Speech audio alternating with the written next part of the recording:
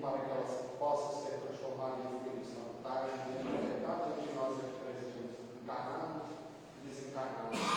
E por extensão, envolver os nossos vizinhos, aqueles que moram conosco, envolver aqueles que trabalham conosco, os governantes das nações, enfim, Senhor, para que o amor possa se espalhar e se materializar na consciência de todos os seres aqui.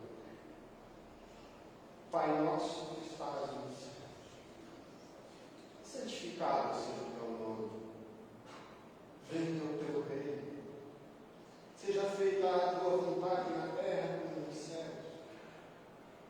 Pão nosso de cada dia dai-nos hoje. Perdoa, Senhor, as nossas dívidas, assim como nós perdoamos os nossos devedores. E não nos deixeis, Senhor, cairmos em tentação, mas livra-nos, Pai, de todo mal, que assim seja. E com esta prece, Senhor,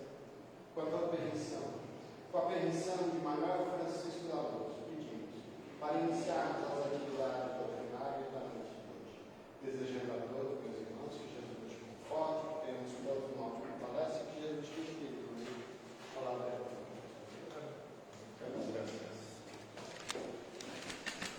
Irmãos, minhas irmãs, boa noite. Satisfação muito grande estar aqui, rever os irmãos. Oportunidade de compartilhar ensinamentos que a doutrina espírita nos traz. Essa é a nossa proposta da noite de hoje. Compartilhar aquilo que nós encontramos na doutrina. Como tema base para a nossa conversa, nós optamos por conversar sobre o livre-arbítrio. Qual a motivação para nós conversarmos sobre o livre-arbítrio? Em especial, dia de ontem, passagem da Páscoa, dia de Páscoa, relembrando aí a saída dos hebreus do Egito, festa da libertação, então, para eles. E Jesus também, retratado no quadro da Santa Ceia, estava comemorando, festejando a Páscoa, um momento de libertação do povo hebreu do cativeiro. Então, a liberdade sempre foi uma ânsia do ser humano. E tanto é natural, normal, isso que nós vamos encontrar a lei de liberdade na terceira parte do livro dos Espíritos. A lei de liberdade, uma das leis de Deus, Deus fez da liberdade uma lei, então nós termos liberdade é da lei de Deus. Nós cercearmos a liberdade do próximo é contra a lei de Deus, mas existem regras. Um aspecto especial da lei de liberdade, nós vamos encontrar o livre-arbítrio. O livre-arbítrio é uma liberdade especial, uma liberdade específica que nós encontramos na lei de liberdade. E o livre-arbítrio, ele tem mais a ver, a gente busca fazer comparação com a diferença entre a liberdade padrão, liberdade comum e o livre-arbítrio. São liberdades diferentes, embora associadas, né? Nos dizem os Espíritos que a liberdade, a lei de liberdade como um todo, ela trata das nossas relações com os nossos irmãos, que é mais externa. Dizem-nos os Espíritos, então, que onde há duas ou mais pessoas no mesmo espaço, elas já não têm mais pleno direito, porque entre elas existem a obrigação de respeitar a liberdade do outro, e a liberdade vai até onde começa a liberdade do outro. Então tem a ver com as pessoas, assim, né? Relações entre pessoas, relações espaciais, e nos dizem os Espíritos que a liberdade, o que nós teríamos de mais próximo da liberdade seria aquilo que vive um eremita no deserto. Como está muito difícil essa situação, né? A gente busca, né? Vamos nos ajustar então à liberdade do próximo. A liberdade vai até onde vai a liberdade do próximo. O livre-arbítrio já tem mais a ver com as nossas questões de consciência, com a nossa questão interior, é o que os Espíritos nos pontuam. Então eles vão perguntar a questão 843, né? De onde é que vai discutir essas ideias. Questão 843 do livro dos Espíritos, Kardec pergunta para os Espíritos, né? Tem o homem o livre-arbítrio dos seus atos? Quer dizer, o direito de escolher, o direito de escolha? Como é que é isso? Tem limitações? Até onde é que vai o nosso direito de escolha? O que respondem os Espíritos? Pois que tem a liberdade de pensar, tem igualmente a de obrar. Sem o livre-arbítrio, o homem seria a máquina. Aí a gente abre, né? Faz um parênteses, um pequeno parênteses, para trazer uma questão que não tinha sentido em 1857, quando foi feito o Livro dos Espíritos, mas hoje tem. muito interesse, né? Atualmente se fala no modismo de 2, 3 anos para cá, no tal da inteligência artificial. E aí está cheio de profeta do Apocalipse, né? Que a inteligência artificial vai fazer isso, a inteligência artificial vai fazer aquilo, não vai nada, né? Vai nada. E em 1857 os Espíritos já pronunciaram, né? Pois que sem o livre-arbítrio o homem seria a máquina. Então a máquina jamais vai ter o livre-arbítrio, a máquina jamais vai ter o poder de decidir, de escolher. A gente sabe, né? Sou profissional da área de TI, então posso dizer que existe aí a Big Data, que junta muita informação, classifica, organiza, nos entrega. Costumo brincar de que se eu hoje publicar na internet os espaços que tem, né, mídias sociais, blogs e vlogs, que acharam chuchu em Marte, e pedir para os colegas de outras partes do mundo dizer, olha, acharam chuchu em Marte. Dentro de 3 ou 4 meses a inteligência artificial vai estar dando receita de omelete de chuchu de Marte. Porque não tem discernimento, né? A máquina não tem discernimento, então jamais vai escolher. Então isso é típico de nós. O livre-arbítrio, então, é uma concessão divina, é uma dádiva, um presente que Deus nos dá. Qual é o objetivo de Deus em ter nos dado o livre-arbítrio? E se nós formos buscar, pesquisar sobre o livre-arbítrio, vídeos e publicações na internet, muitos vão dizer, olha, se nós não tivéssemos livre-arbítrio, nós não erraríamos, né? Deus escolheria por nós não teríamos problema de errar, não escolhemos. Então o que Deus quis, o que Deus quer em nos dar o livre-arbítrio? Seguramente Deus quer que nós façamos escolhas, né? Tá aí, meu filho, escolhe. Mas como nós vamos escolher, meus irmãos? Atualmente a gente pergunta para o Google, né? Tem os parâmetros para escolher. Mas em 1500, há 2000 anos, há 10.000 anos, que parâmetros nós tínhamos para escolher?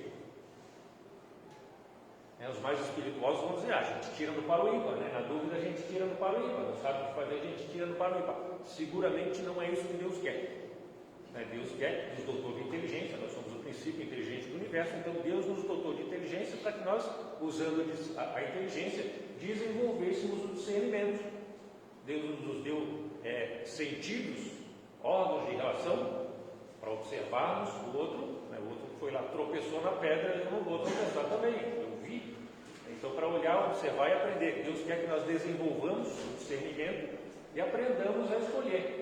Para isso que Deus nos deu o livre-arbítrio.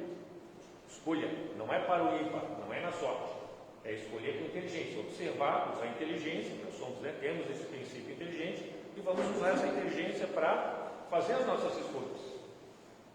E o processo mais fácil é a auto-observação, né? Todas as nossas escolhas têm consequências, né? Nós escolhemos, mesmo sem nos darmos conta, a gente escolhe, né? Quando vai acordar, se vai ficar um pouco mais na cama, se vai sair com o pé direito, com o pé esquerdo, se vai sair com os 2 pés, o que a gente vai fazer, né? Depois a gente está sempre escolhendo. Então, o que eu faço com isso? Escolho e as minhas escolhas têm consequências. De que adiantaria as minhas escolhas? Eu ter o direito de escolher se não houvesse consequências. É isso que Deus quer, que nós entendamos que as nossas escolhas têm consequências. Também não teria muita utilidade se as nossas escolhas não tivessem, né, além das consequências, né, nós não tivéssemos a responsabilidade pelas consequências.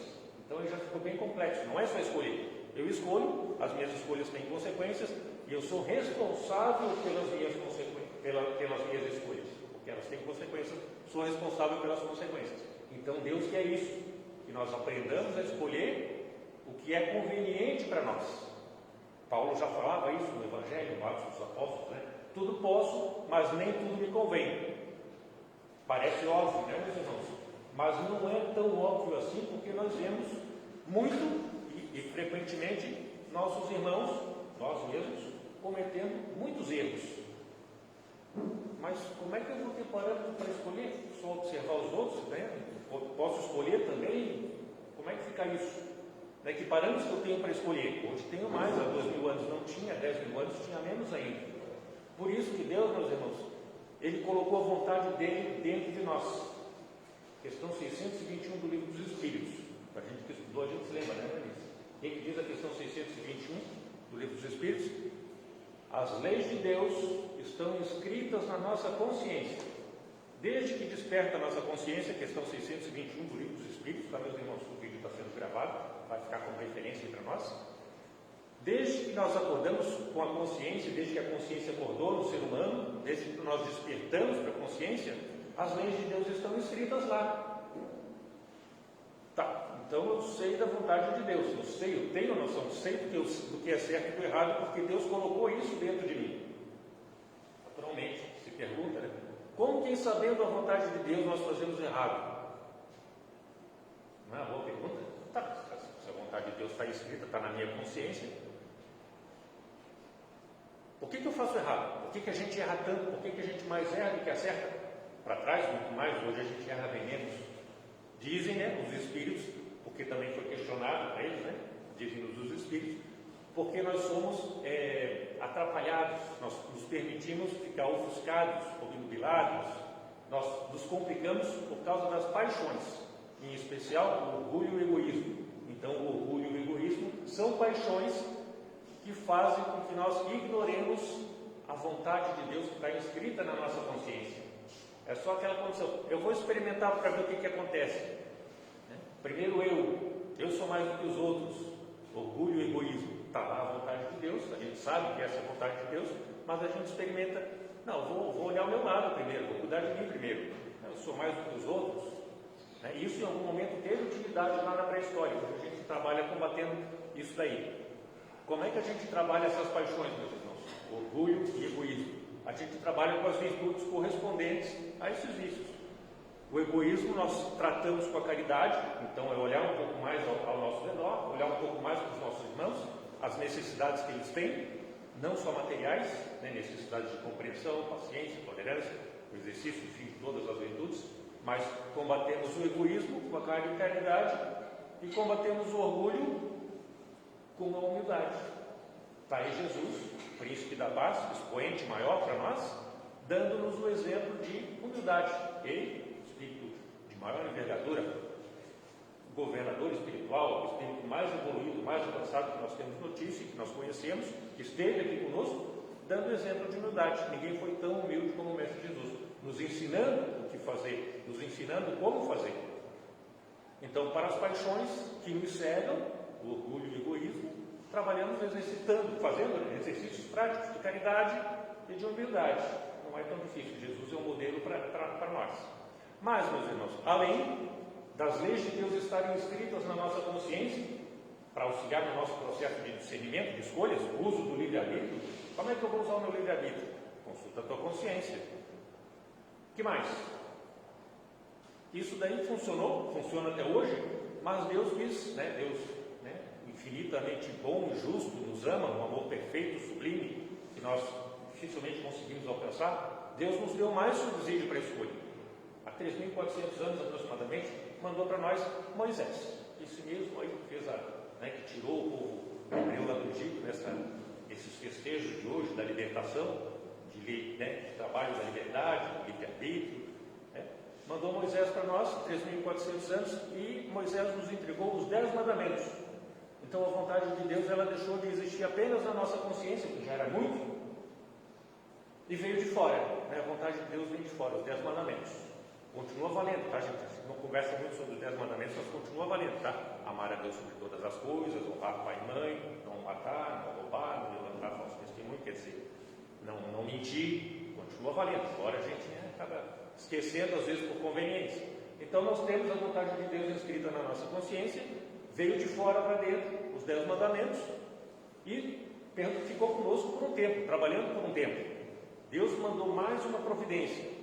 1.400 anos depois de Moisés, ou seja, há 2.000 anos, esteve conosco o próprio governador planetário, o Mestre Jesus.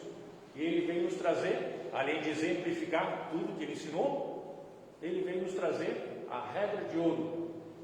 Fazer para o próximo aquilo que tu gostaria que o próximo fizesse para ti. Então é mais um subsídio para nos ajudar nesse processo de escolha, no livre-arbítrio.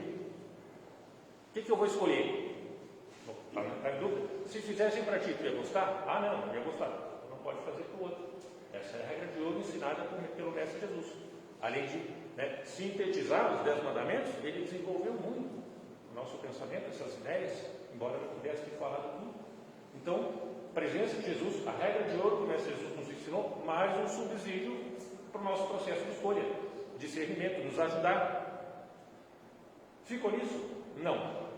Então nós temos aí as leis de Deus inscritas na consciência, os 10 mandamentos, a regra de ouro trazida pelo Mestre Jesus, passados 1857 anos depois de Jesus. A gente que está na doutrina espírita já sabe o que aconteceu, né? 1857 anos depois do Mestre Jesus, apareceu a doutrina espírita. O que é a doutrina espírita, meus irmãos? É a revelação dos Espíritos, né, explicando aquilo que o Mestre Jesus não podia ter explicado na época. E eu cito um exemplo. Quando o Mestre Jesus falou: há muitas moradas na casa de meu pai. Gente, na época não tinha telescópio. O que Jesus ia falar além disso? Há muitas moradas na casa de meu pai. Não se entendia muito. Ficou o registro, né? Depois, né, os cientistas, os observadores viram que a Terra não era o centro do universo, o Sol também não era. Queimaram uns, né, excomungaram outros, mas enfim, tinha que passar o tempo para que nós pudéssemos entender aquilo que o Mestre Jesus explicou para nós. Então os Espíritos vieram explicar, né, nos dando mais subsídios para o nosso processo de escolha, para o nosso livre-arbítrio. E a doutrina espírita trouxe mais coisas, além do que o Mestre Jesus, né, desenvolveu, o que o Mestre Jesus trouxe hoje. Esse item aí, muitas moradas na casa do meu pai, que o Mestre Jesus trouxe há 2000 anos, ele é trabalhado, né, num dos 4 primeiros capítulos do Evangelho segundo o Espiritismo. É um dos pilares da doutrina espírita. Há muitas moradas na casa do meu pai. Lembrando, não tinha telescópio. Como não tinha telescópio também não tinha microscópio. Como é que o Mestre Jesus ia dizer para lavar as mãos? Olha, gente, tem vírus, tem bactérias, precisa lavar a mão, higiene, a gente vai viver mais. Isso não ia fazer diferença, nós não íamos escutar isso. Nós não tínhamos desenvolvimento suficiente para entender essa situação. Então o Mestre Jesus nem falou nisso, né? Não tinha microscópio. Hoje já tem microscópio e a gente, claro que existe vírus e bactérias, a gente vê. Vai ser assim daqui a pouco quando inventarem o espiritoscópio, tá? Claro, estamos vendo espírito agora, a gente não via, não tinha. Agora a gente vê, sabe, tem o espiritoscópio. Vamos inventar isso ainda, tá, gente? Mas, além do Mestre Jesus, além da doutrina espírita, além de Moisés, além das leis de Deus escritas na nossa consciência, Deus nos deu mais um subsídio para nos ajudar no nosso processo de escolha, que é os nossos anjos da guarda.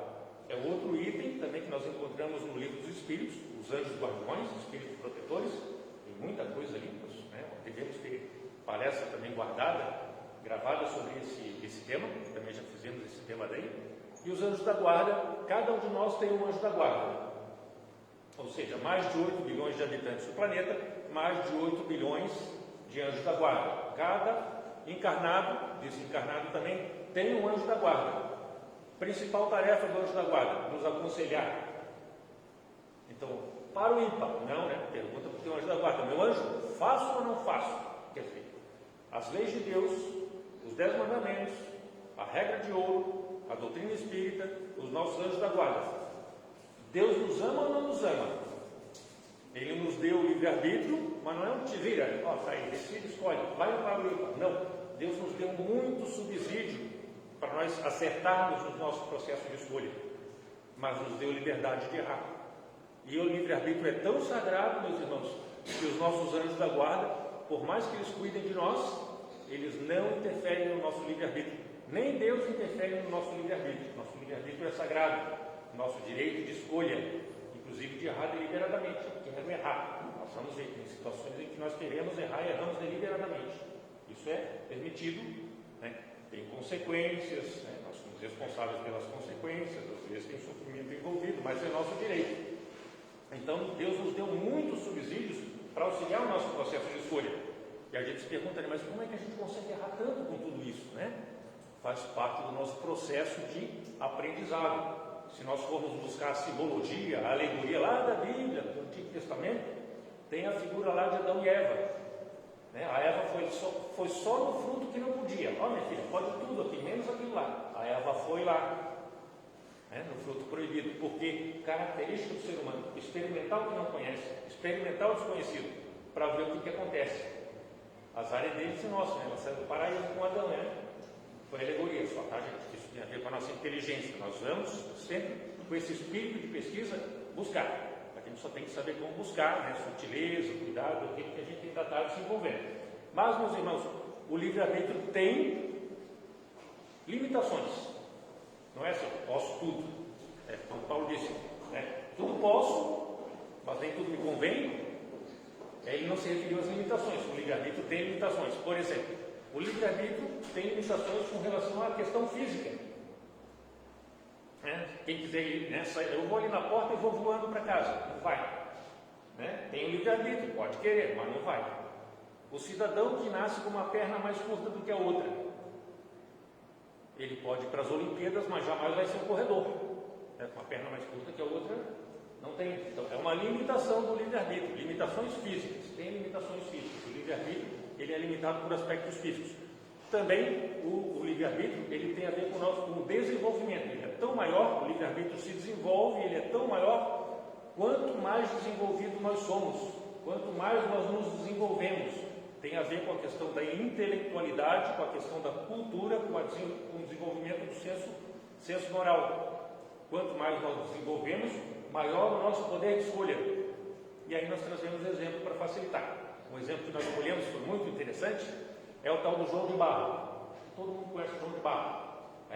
O João de Barro tem livre-arbítrio? Tem. O livre-arbítrio, ele tem um nível de consciência bastante limitado, o João de Barro, mas ele tem livre-arbítrio. Todos os seres têm livre-arbítrio. Quanto mais consciência, mais desenvolvimento, que nós estamos falando, maior o livre-arbítrio, maior o poder de escolha. Então o João de Barro, ele escolhe onde que ele vai fazer a casinha dele. Qual é o poste que ele vai escolher, qual é o poste que ele vai fazer a casinha dele, se é numa forqueta de uma árvore, se é num telhado, numa garagem, se é em cima de outra casinha de João de Barro, ele escolhe. Mas nós nunca vamos ver o João de Barro, a casinha do João de Barro com janela, com varanda, com telhado. Não vamos ver. Ele pode fazer? Seguramente, ele pode botar uma janelinha, não é tão difícil.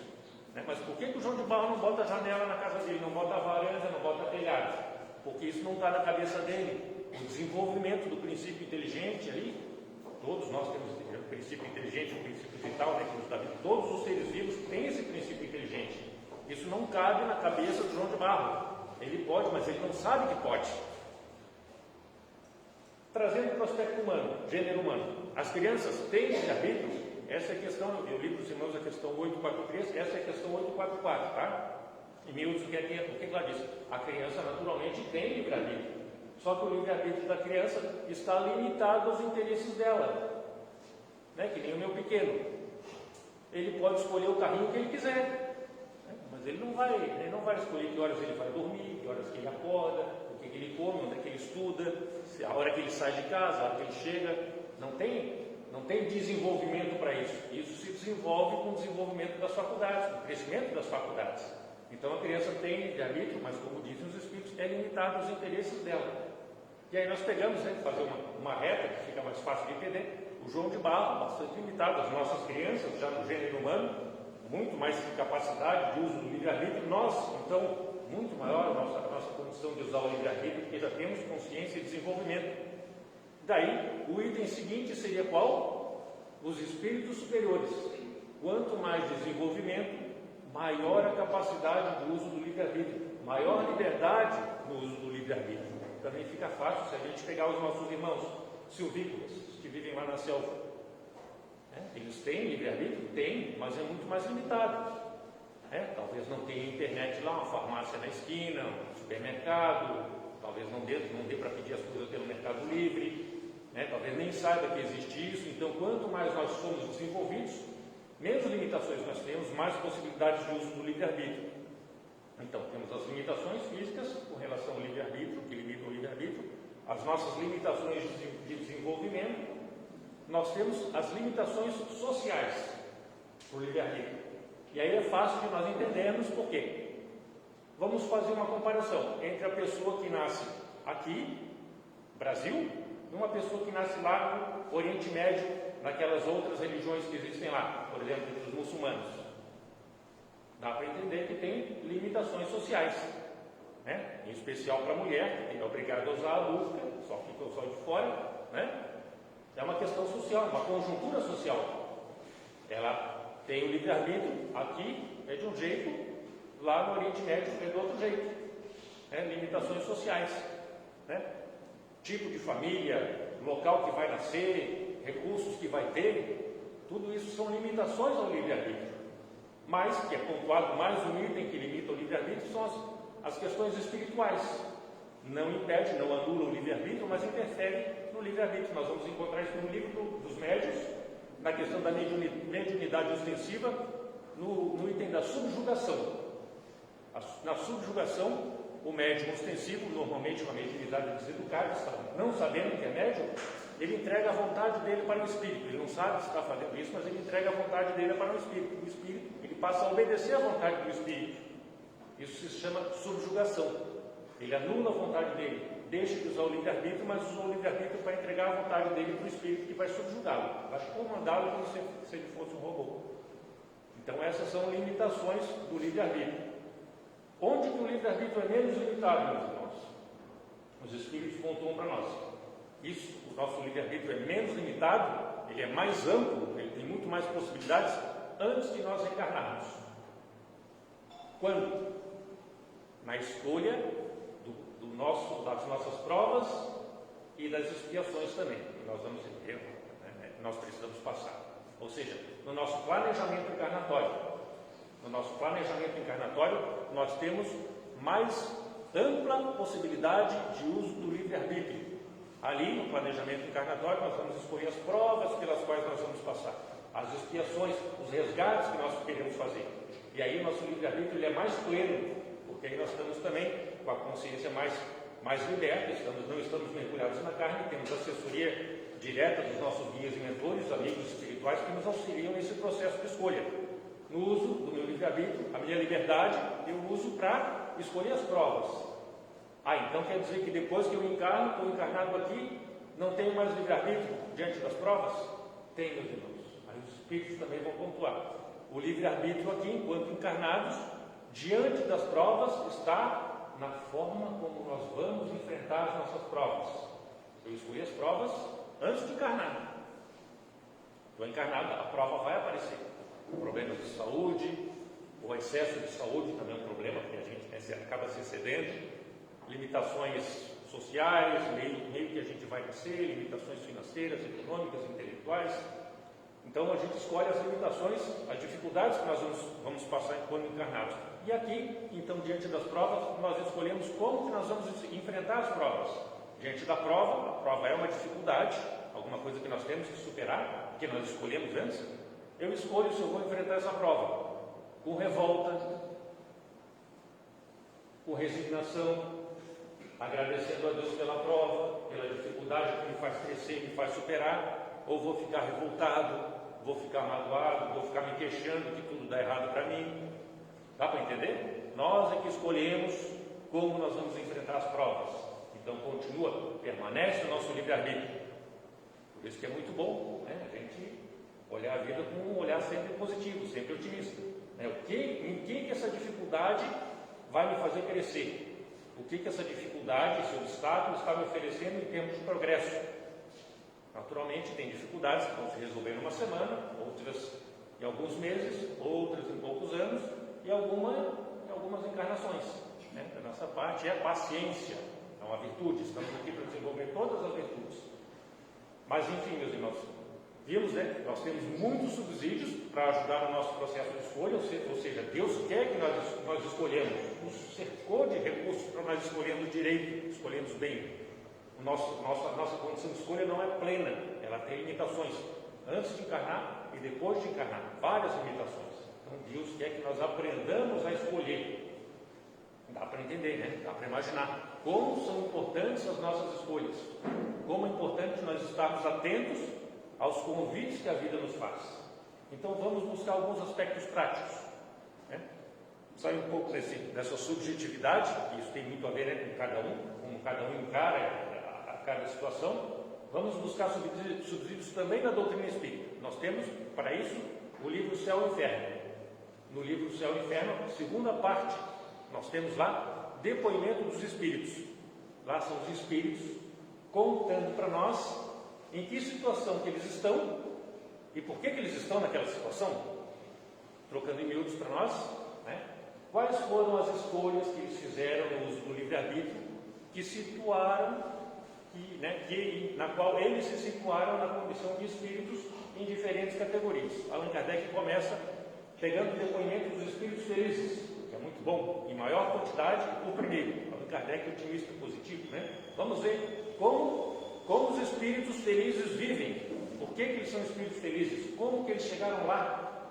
É do nosso interesse. Se eu quero ser espírito feliz, se eu quero ser uma pessoa feliz, eu vou ver primeiro como é que os espíritos felizes fizeram para fazer igual. E depois os que pisaram na bola para não fazer daquele jeito, né?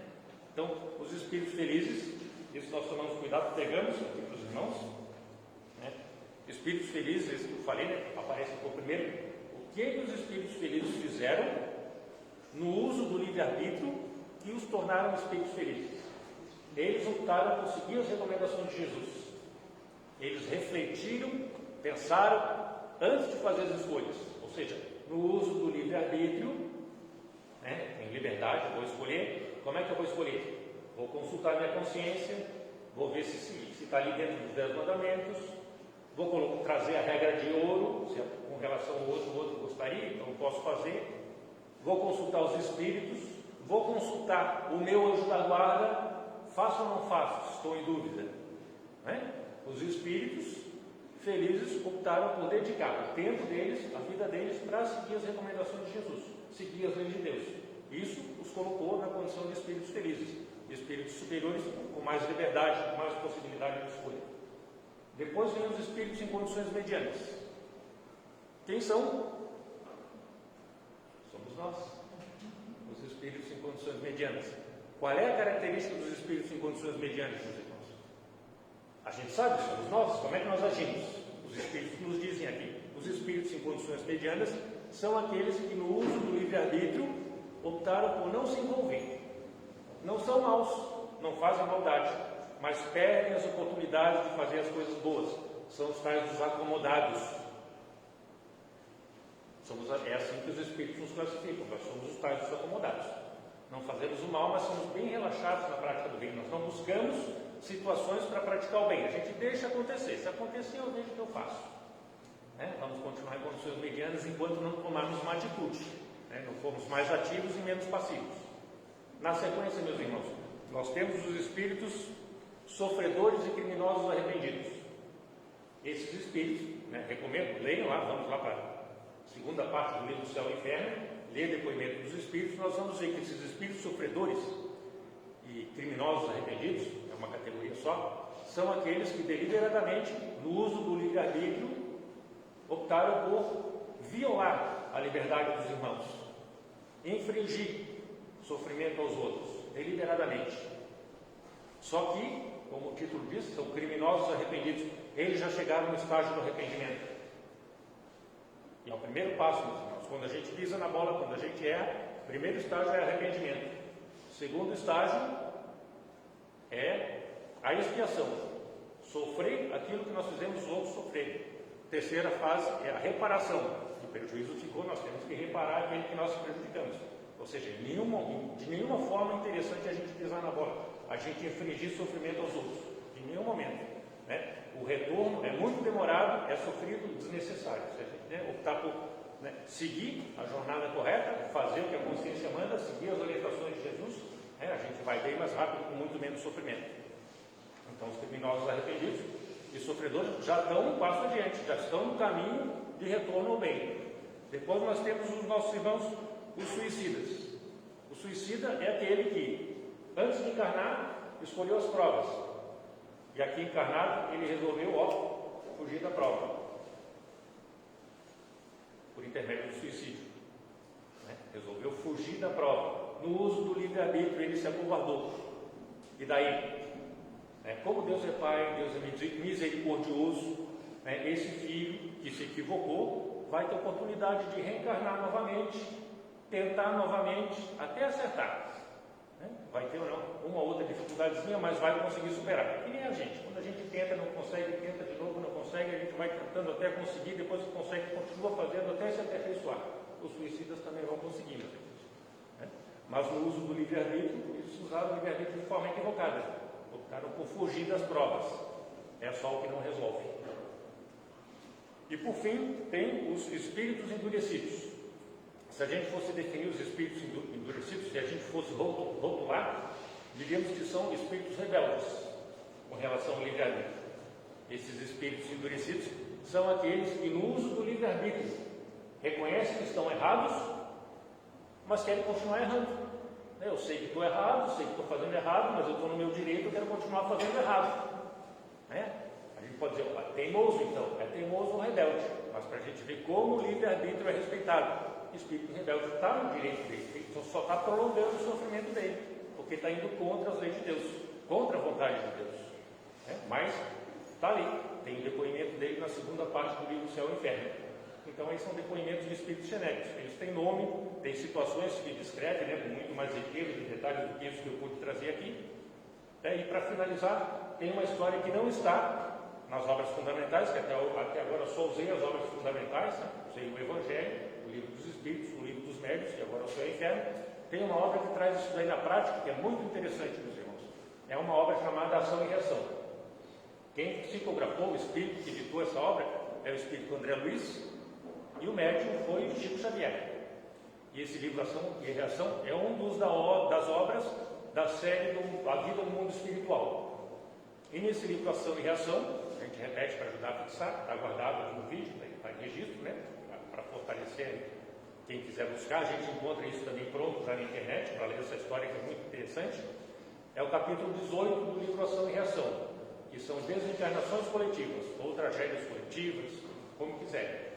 Lá conta a história de que o Hilário e o André Luiz, eles estavam na colônia, numa colônia espiritual, conversando lá com o diretor da colônia espiritual, e caiu um avião. E aí aparece lá na tela de LCD lá do diretor, pedido de socorro. Olha, nós precisamos de ajuda para socorrer 6 dos 14 desencarnados aqui na queda de avião. Aí já é outra palestra, Como é que 6 dos 14 e os outros não vão ser socorridos?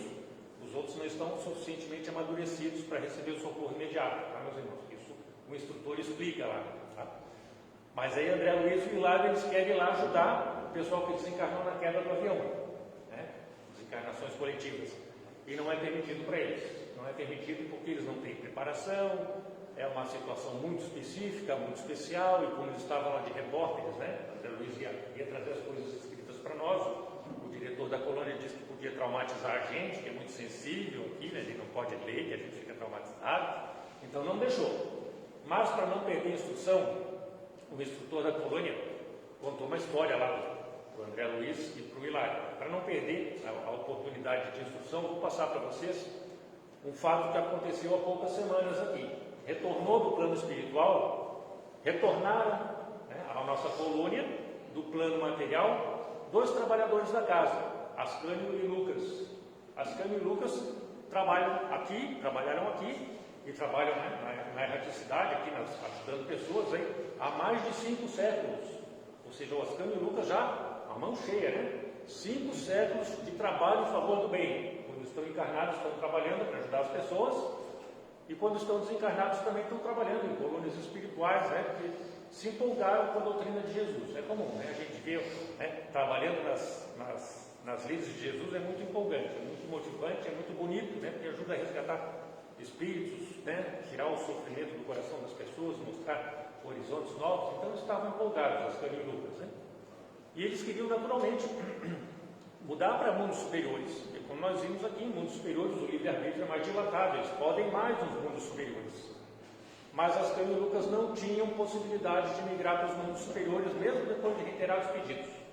Aí foram, uma burocraciazinha, foram encaminhados requerimento para saber por que eles não podiam morar nos mundos superiores. Já tinham 5 séculos de trabalho a favor do bem e tudo mais, Aí veio a resposta dos revisores lá dos processos dele, do processo organizado da gente. Disseram para eles, para Ascânio e para Lucas, que no passado deles tinham umas pendênciazinhas que impediam eles de ascender para mundos superiores. Não podiam ir para mundos superiores. Mas se eles quisessem, eles podiam passar por uma revisão das fichas, revisão nas fichas mnemônicas. É o termo que eles usam no livro. Não tinha terapia de vidas passadas do outro lado ainda, gente? Aqui a gente já tem, do outro lado não tinha, Então aqui para nós é terapia de vidas passadas. Olá, no mundo espiritual, seria a revisão das fichas mnemônicas.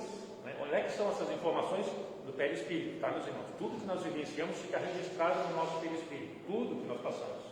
Mas a gente acaba esquecendo. Então eles iam dar uma mãozinha para o Ascânio e Lucas, ver o que tinha no passado deles.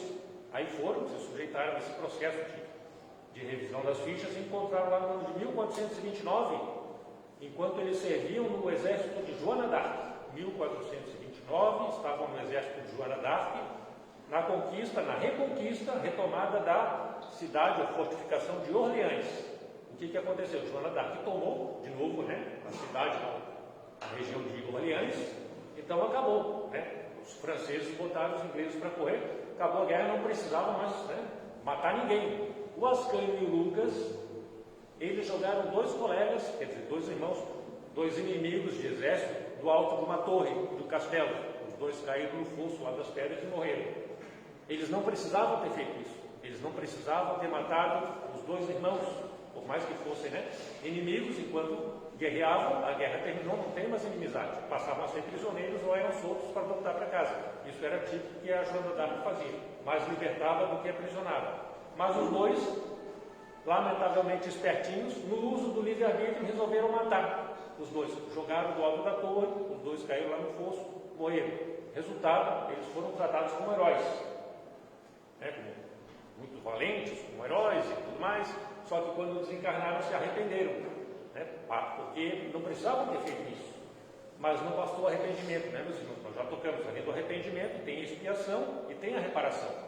Resultado.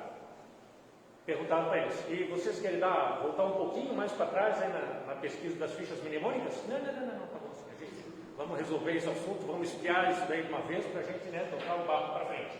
Resultado, no planejamento encarnatório do Ascânio e do Lucas, ou seja, usando o livre-arbítrio, eles escolheram que eles iriam encarnar, iam ser trabalhadores da aeronáutica, onde eles iam morrer da queda de um avião. O avião ia cair, tipo assim, eles iam morrer de uma queda do alto, como fizeram os dois lá. E essa morte deles ia servir para benefício da ciência, porque daí ia investigar por que o avião caiu e tudo mais. Quer dizer, eles nem tinham nascido e já tinham um avião que ia cair. Mas isso é assunto para outra palestra, tá, gente? Outra palestra a gente conta como é que funciona isso, né? Os caras nem nasceram, já vai cair um avião, né? Nem fabricaram o avião. Isso é muito interessante, tá? A doutrina espírita também explica isso. Mas, enfim, meus irmãos, Ascânio e Lucas desencarnaram da queda do avião e há poucas semanas eles tinham voltado para a colônia espiritual, onde o instrutor estava explicando para André Luiz e para o Hilário, né, que as nossas escolhas equivocadas têm consequências. Ou seja, o Ascânio e Lucas pisaram na bola, mataram, não precisava ter matado, mesmo trabalhando 5 séculos, ou seja, tinham feito muita reparação, ajudaram muito, fizeram muita coisa boa, mas faltou expiação, faltou sofrer as consequências do que eles tinham feito. Então, quer dizer, diante da justiça divina não se esquece nada, tá, meus irmãos? Deus é Pai, Deus nos ama e nos dá infinitas possibilidades de reparação, mas quer que nós aprendamos a escolher. Para isso que Ele nos dotou do livre-arbítrio. Olha, meu filho, escolhe, mas saiba escolher. É aquilo que o Mestre Jesus falou, que nós somos herdeiros de nós mesmos. Tudo que nós fazemos é patrimônio nosso. Então, nós tudo podemos, mas nem tudo nos convém. Lembrar disso na hora das nossas escolhas, porque algumas escolhas têm reflexos imediatos, outras demoram um pouco mais. Mas tudo que a gente semeia, a gente colhe. Muito obrigado pela atenção, meus irmãos. Que Deus nos abençoe, nos ampare, que a gente faça bom proveito